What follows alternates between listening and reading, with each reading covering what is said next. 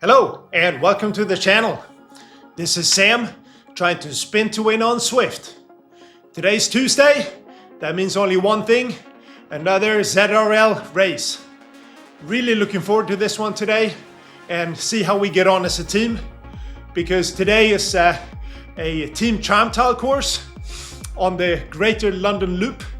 Now, time trialing is not my favorite race mode on Zwift, I must admit. However, the course today, I think will make this one very, very interesting. Before we talk about the course and get into the actual action, I quickly wanted to go over how we're doing as a team, the Swedish Zwifters Mimmer team, and our overall standing in our division of ZRL so far. As a quick reminder, in the first stage, a time trial on the Douce France course, we finished in 9th place. I think we had a decent performance. It wasn't our best, but it wasn't bad either. But I'm hoping we can do a better one today. In the second stage, a points race on the Sugar Cookie course, we did pretty well again and finished in 7th place. Kim on our team was fantastic on the day and I think took 3rd overall, and that clearly boosted our points total. In the third stage, a scratch race on the Country to Coastal course, we finished 8th. Again, I think we did pretty well in that race. It was a tough race, and considering the competition we're up against here in our ZRL division, yet we can't be too displeased with that. Now, I am clearly a dummy. Yes, you are! As I couldn't figure out how to see the overall standings on the WTRL website, so I put together my own table. The Belgian Zwift Riders Lions team is in the lead and have been extremely strong in each one of the 3 races so far. So have Team Barracuda from Bikes France, a picture of consistency in fact, with 14 points in each race. In third, we have the Down and Dirty Beauteous team, who've also placed very well in each of the first 3 races. My team, Swedish Zwifters Mimmer, is in 8th place, and I think this is a pretty good showing by us so far. We have a couple of points to make up to move into 7th place, but we also have a bit of a buffer on 9th place. Now let's have a quick look at today's course before we get into the action. As mentioned earlier, time trialing is not my favorite thing to do on Zwift, but I think today will be a good one, given there is a rather large hill that we have to navigate. It's just over that big hill! The Greater London 8 course, including the lead-in, is around 24.4 kilometers long with 280 meters of elevation. But as you can see from the route map, the vast majority of this elevation gain comes in the form of Box Hill. As such, this is really a race of 3 sections. The first is around 15 kilometers, and while there are a few bumps, it is rather flat overall.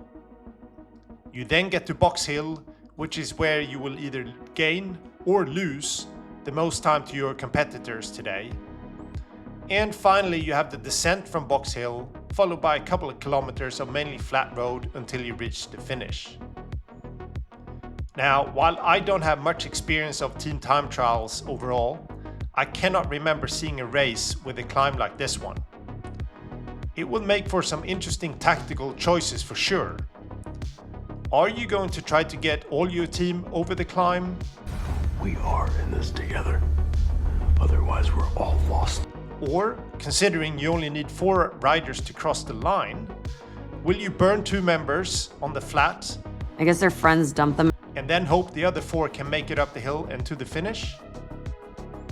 I will discuss our tactics in the next section, but I am really curious to what the strategy will be for the other teams in this race. Now, Let's race. as we roll off the line and get organized into our pace line, I wanted to discuss our team's tactics for today's race. I can imagine it was similar to other teams, but if anybody watching had a different game plan, please do let me know in the comments below what it was and how it worked out for you. I'd be very interested. Our plan was to use our normal pacing strategy with all 6 members of the team taking pulse, aiming for around 46 kilometers per hour on average. We would then use that rotation 4 times, which would take around 12 minutes, give or take. After that, we would assess how people were feeling, and then we planned on having Niklas and Viktor on our team take more pulls and longer pulls together with myself and Kim, so that Magnus and Per could rest for the upcoming hill effort, or at least rest as much as you can in a race like this. In other words, Viktor and Niklas would effectively go all out to help us get to the bottom of the hill as fast as possible, where the other 4 team members would then continue together until the end of the race, with, of course, Viktor and Niklas then coming in a bit later. On the hill itself, we plan on going around 4 watts per kilo, but would monitor the effort to see whether we could keep that or need to knock it off to ensure that the 4 of us would stay together. And once over the hill, we would try to get into formation again, rest a bit on the downhill, and then empty the tank in the last couple of kilometers. As we keep rolling the footage here at high speed so you can see how we got on, I think we did pretty well on this stage of the course. We did have one short blip where we got a bit disorganized and probably lost a few seconds there, but overall we were gaining on the team in front of us, Team Vegan. However, we were still losing time to the team behind us, Team SST. I think they had gained almost 20 seconds on us as we're approaching the hill, so clearly they must have been pushing pretty hard on this flatter section of the course.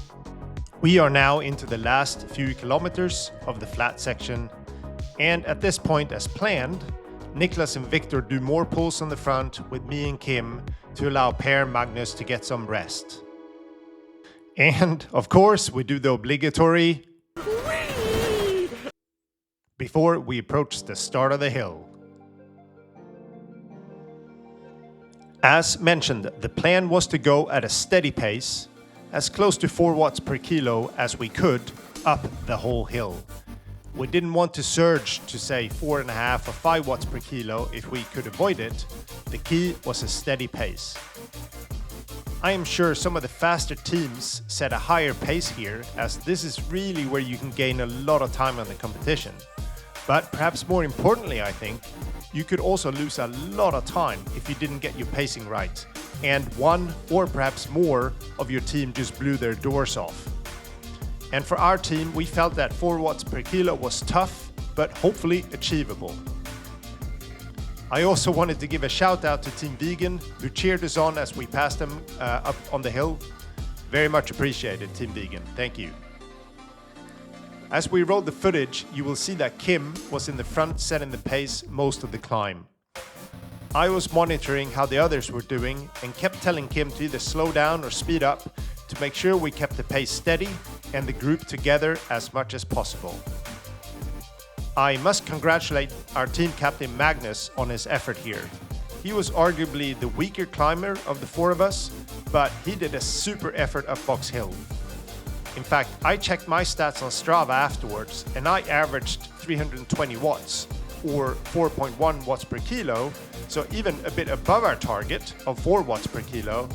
Again, that proves Magnus put in a serious shift here.